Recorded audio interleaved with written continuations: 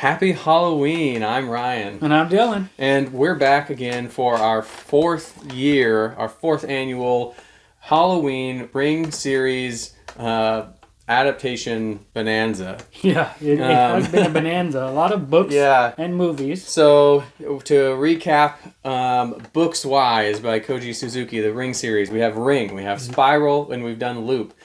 Now we're here on the fourth one, which is Birthday.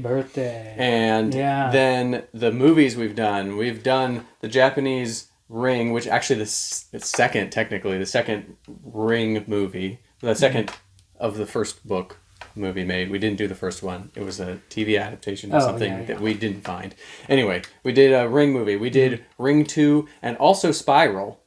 Yeah. 2 different movies. Both sequels to that first Ring movie. Switching over to American, we watched The Ring 2, and Rings, which is kind of a and now there is an adaptation, at least in name, to Ring 0, Birthday. Yes. And here we are. So, it's kind of complicated.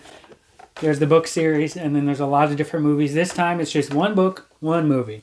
The book is Birthday, published by Koji Suzuki in 1999. It's the 4th book in the series. Rather than a novel like the previous books, Ring, Spiral, and Loop, Birthday is a short story collection. It has 3 stories that follow different characters. Each one is from the perspective of a different character within the Ring universe. So the stories are Coffin in the Sky, Lemon Heart, and the last one is called Happy Birthday. As for the movie, Suzuki's 4th book was adapted into a movie in Japan only 1 year later, in 2000. The movie is called Ring 0, Birthday. However, it focuses on the middle story in the collection, which is called Lemon Heart. That one and the movie follow Sadako Yamamura.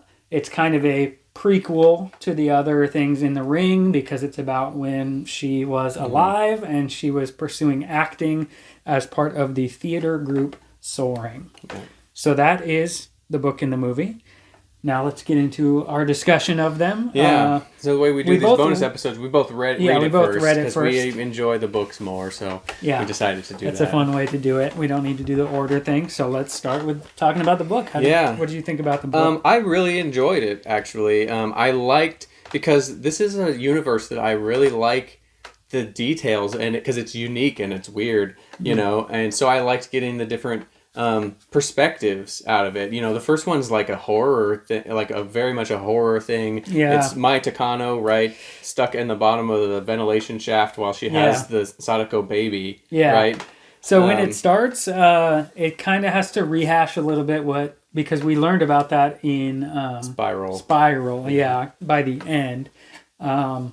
But you get to hear her perspective of waking up and realizing where am I, what's going on. And like you said, I think it is the most horror one out of these because there's a claustrophobic feeling. It does flash back to her discovering the tape that Ryuji left behind, and I liked how it described what she can see looking up is kind of the shape of the tape too when she's in the ventilation shaft. And that's the Coffin in the Sky thing, right? Coffin shape. Because all she can see is the sky also, you know, right? Yeah, pretty good imagery, and especially in terms of horror imagery, you get to basically read the baby Sadako being born and trying to chew the umbilical cord with the gums. Crazy, yeah. Yeah, that's the craziest image in this whole book, in my opinion, was that one. That one's pretty good. The second one is Lemon Heart. Yeah, and that was from the perspective of Toyama, right? Yeah, which is the guy that liked Sadako.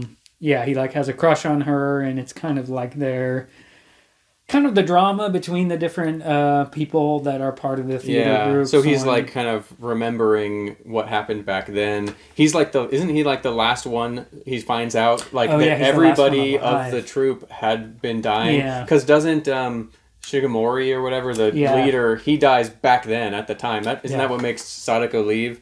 The theater troupe guy. Yeah, the director guy. She kills him then. We kind of find that out in the investigation during Spiral. I think they look into that stuff. We know that he died already, but then this one tells the story of Toyama finding out that everybody else has died. Yeah, right? because he just fell out of touch with everyone. Yeah. He was never that close with any of them other than Sadako. But then, it connects it to Spiral because the guy who's investigating comes to ask him questions about it. That's right, yeah. And that's when he starts to learn, like, he's asking the guy, like, oh, did you question the other people? What about them? And he's like they're all dead. Yeah. You're the last one that's alive. This one's the longest story in there, and it's mostly like backstory, prequel stuff that adds to it.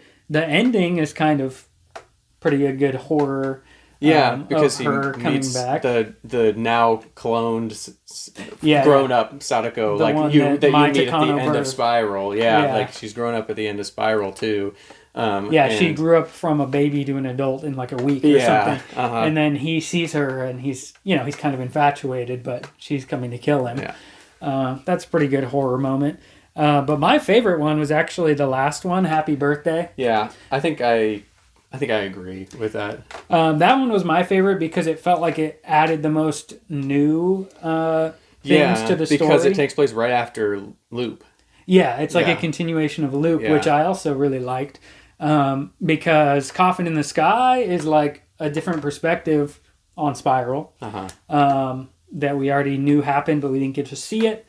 Lemon Heart's like prequel, but then also kind of a continuation of Spiral. Yeah.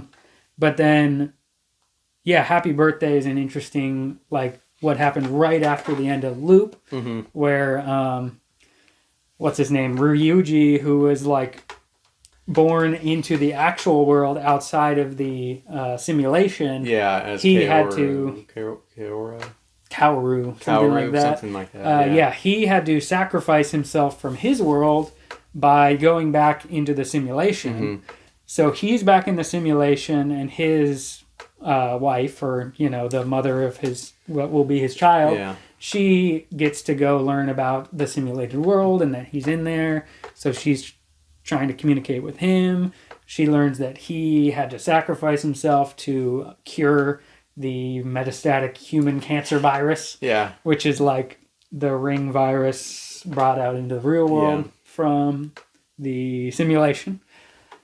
It all gets kind of convoluted, but that's why this one's my favorite. Yeah, because it also, I think, did a good job of, because she's learning this stuff, it does a pretty good job of kind of summarizing the events that happened through almost all of them. Yeah. In a way. It's like, how did we get here? This is the stuff that happened. Yeah, and I like that because I feel like the other two short stories wouldn't work as well without reminding the reader about the bigger picture. Yeah, because we learned in Loop that it's a simulated world. Yeah. So, like, how are we supposed to care that much about the people in the simulation? But then, like, zooming back out to say that, like, they're kind of both real. Yeah. They're both just explorations of, like, where does life start? And, I don't know, that both worlds interact. And even though they're in a simulation, that they had that simulation had a big effect on the real world. Like, it's basically real in that way, especially when someone could come out of it and go back into it. And the virus that was put in there is, like, a virus also outside in the real world. So it's a pretty good book. Interesting next edition. And we still have 2 more books, right? 2 more, yeah, 2 more. So I'm excited to read the next one. But now let's talk about the movie. Yeah. The movie, what did you think of the movie? I actually, I enjoyed it more than I thought that I would. It definitely, I mean, I think it's supposed to be related to the other Japanese movies. So in that way, it's not really related to all the rest of the events that happen in the books. Other than it really takes Lemon Heart, the flashback of what's going on in, Toyama remembering, what happened in the theater group, and it's like, it's that story. It's like what's going on in the theater group. But then it really goes off the rails with what's going on with Sadako, like the circumstance. It's similar in like theme in the sense that she's kind of an outcast through her life and becomes evil through the things that happen to her. Yeah. Although, so this does have that because it has people being mean to her in a way where she like sort of doesn't have control over what's happening with her. She doesn't understand. But it's her own also powers. something where she was born with it and then split into two people, and then her adoptive doctor father had some kind of serum that kept the other one as a child. Oh yeah, that's when you learn that, you're like, what? Up until like that point, I'm like when they beat her to death, like I'm like, this is it's crazy. Scary, brutal, crazy movie, and then it goes a little off the rails. After that, yeah, because then after that is when you learn, like, yeah, there were two of her, and I kept one younger. Yeah, which it's still scary, but it's a little too off, like still like ridiculous. Yeah, you know, up until then, it's creepy. I like some of the visuals. I wish there were kind of more. I really liked the way they did her seeing like the dead people, like which I guess the people she's killed, and it really worked well for such an old movie and being an old type of special effect where they just like people can walk through them and they kind of just fade. Yeah. It looks really good to me. I really liked that. And I think her name was Aiko or something, right? The one she killed first in the theater group. When she came back and was like pointing at her with her like weird eyes. Yeah. That's also very creepy. Yeah, that was good. Those were the good things those were the I was going to say about the movie. Those are the highlights, yeah. Good visuals, like good directing. The acting's not bad, but I did not like this movie at all. Oh, really? Okay. No, because, well, first of all, Lemon Heart was my least favorite of the short stories in the book, so they focus on that. Yeah.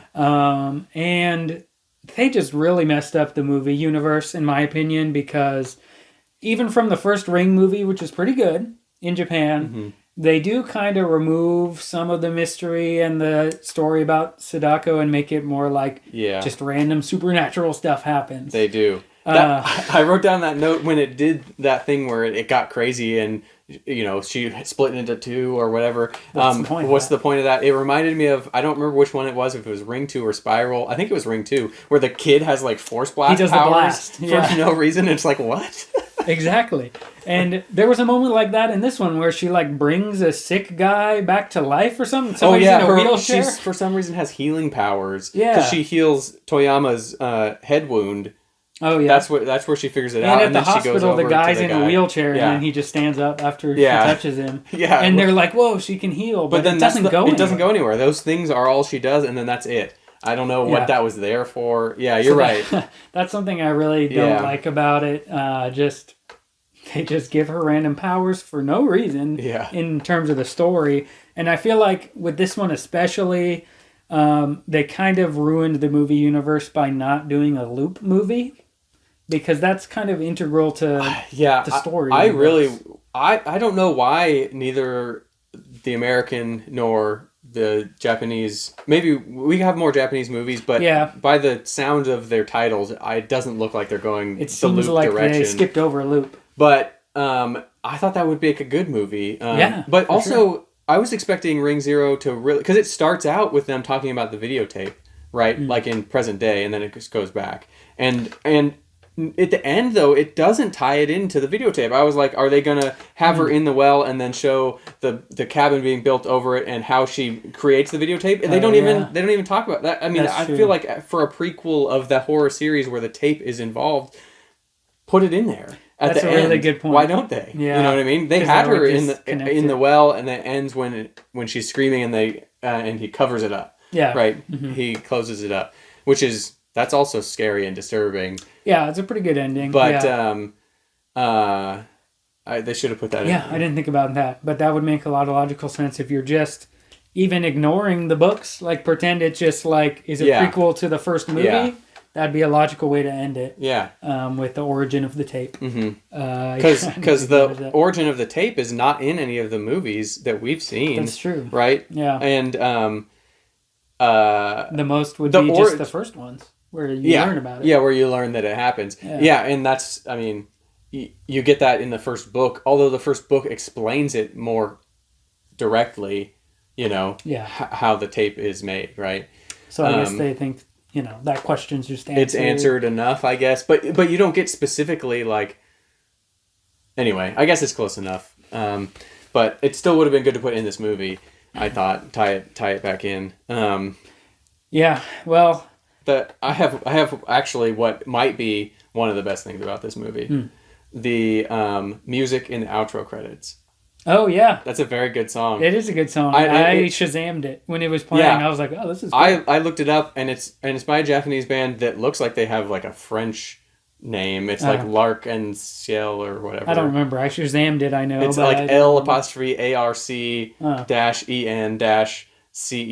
or something, or CIEL. Yeah, I don't know what it is, but I didn't look that far into it. I only looked far enough into it to find out that they were very popular. They were very popular in Japan. They had 7 #1 albums and 21 #1 singles in Japan, and were the first Japanese group to headline Madison Square Garden. Oh, wow. Yeah. That's big. So they were big, and That's I see cool. why that was a good song at the end. But also weird for the end of a horror movie, though. Not It that was big. very It's more like action rock movie. Yeah. like guitar solo in it, and I was like, well, this doesn't fit, but I like this song. That I did like that song too, and it makes me wish maybe they leaned more into like action in the movies, like when they did the Sonic Blast thing in the other one. It doesn't make sense, but like it was more entertaining than this one to me, and kind of random. But that makes me think of The Matrix, because when I read Loop, that's the one where I thought this is kind of like The Matrix because it has to do with a simulation, and the Matrix movies. To me, they kind of end like that, especially the first one. They do. It's like he picks up the phone, hangs up the phone, or whatever, and then it plays Rage Against the Machine. Yeah. And it really fits. Yeah. I feel like if they were trying to stray away from the books, they should have made some more like action-y Ring ones where they explore the simulation. Mm-hmm. And then they have that Japanese band play some rock music at the end. Well, I don't know. Maybe someday they'll do a loop. Yeah. Well, we got more movies to watch. Maybe they do go that direction. That's true. We're not done yet. I'm still excited to read the next books, even though this edition in the series we've done so far has not been my favorite. And on that note, we should get into our ratings. Yeah. Of these. Mm-hmm. Let's both do the book first. Yeah, like, and we both read it first. Do you want to give your scores first? Yeah. I like the book a lot. It's almost one of, I think in terms of rating, it might be my second highest rated of them, 8.6. Wow. Yeah, very good score. I liked some parts of the book better than other parts, but it is my least favorite in the book series so far. I gave it a 6.5 out of 10. That's a significantly lower than me, at least. It is, but that's close to my rating for Spiral, the second one, which I felt like did a lot of rehashing too. So it's my least favorite, but definitely still worth a read, and I'm excited to read the next one. That's interesting. You said that's close to your Spiral, so those are your two lowest ones? Yeah. This one and Spiral are my two highest ones. Really interesting. Yeah, the first one I loved, and then I really liked Luke. Well, the first one I think I was spoiled because we did kind of try to do them in different order, and I had watched 2 movies before it, it was the third Ring thing I did, and I was like, I've had enough. Even though I did like it, it's probably it might be my lowest scored one. I don't remember if it was lower than Luke, but it might be. But because of that, and it deserves to be a little bit higher, but it was just the time. Anyway, what about the movie though? What did you rate the movie? I gave it a 6.8. Wow. It's my best. It's my favorite of the Japanese Ring movies that we've watched on this channel. Yeah, it is. Hiroyuki Sanada's not even in it. I know, yeah. But... Oh, man. I gave it a 2 out of 10. Holy cow. You were not kidding when you did. No, this is... I usually rate movies high in general. Yeah. There aren't very many that I rate low. This is one of my least favorite movies I've ever seen. It was hard for me to get through. This was like what we did with Rings. Like, you liked it okay, and I hated Rings. I don't For some reason, we're very different on the Ring series on a lot of these. Yeah, that's interesting. Because Rings... the movie is a lot like the first one, which is why you didn't like it, right? It's kind of just repeating the same tropes. Yeah, it just seemed like that movie didn't need to exist because it's like the same thing. Yeah. That's why I liked it. I'm like, oh, it's like the first one, which I liked. This one, I think this one doesn't need to exist because they messed up the whole universe by not doing Loop, and it's like they're ruining the whole thing. Yeah. I don't know. I was like offended by this one by the way they did it. That We're just totally on different pages. Yeah. Well. Okay. Well. Now let's combine our scores and see if these are underrated or overrated. All right, starting with the book Birthday by Koji Suzuki. I gave it a 6.5. You gave it an 8.6. 8.6. The average is a 7.55. Very good score for the book. Over on Goodreads, the readers there give it a 3.63 out of 5 stars. It's like a 7.26. That's close to our score. Pretty close, but we would still say it's maybe a little underrated. Slightly underrated. Yeah. Yep.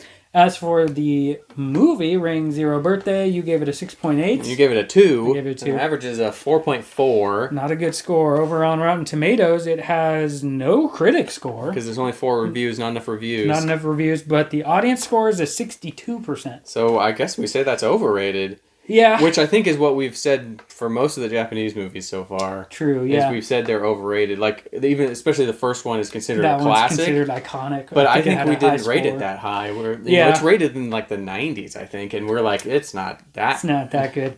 No, I like the American movie more. Maybe that's controversial. Yeah, the American Ring one is my favorite of all of them that we movies, watched. yeah, me too. And even that, I don't think is should be a 90%. You know? No, I had it as like a 7.1 or something. Yeah, something it's around like a good, 7. but yeah. This is weird to say that this is overrated considering it has no critic score, like not enough critics. Well, it has 4 critic reviews and it has over 25,000 user reviews on Rotten Tomatoes. So that's a lot of user reviews, but why aren't the critics rating this? Come on, critics. Yeah, that's... Well, I mean, I'm talking to us, though. Why didn't we go on here and we don't count as critics. Yeah. But... so we're saying it's overrated in the sense that it seems to have a strong cult following. Yeah.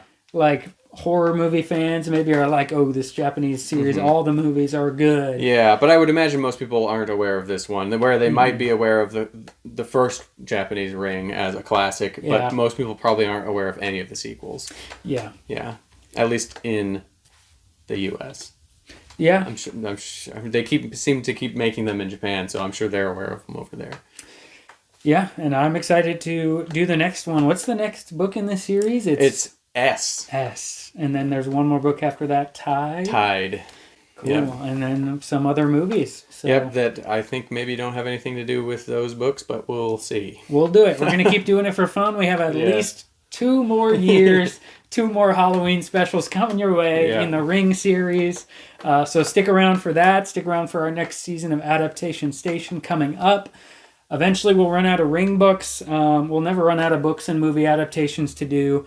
That being said, we need to know which ones to prioritize. So comment down below. What are some of your favorite book-movie pairs? Yeah, and as for Birthday and Ring Zero : Birthday, viewer, you tell us. You know, which one was better, the book or the movie? Yeah. Subscribe to the channel, like this video, and tell your friends to tune in too. All right. You can click another video now. Thank you. Bye. Almost forgot that part. Yeah, you finished the rhyme.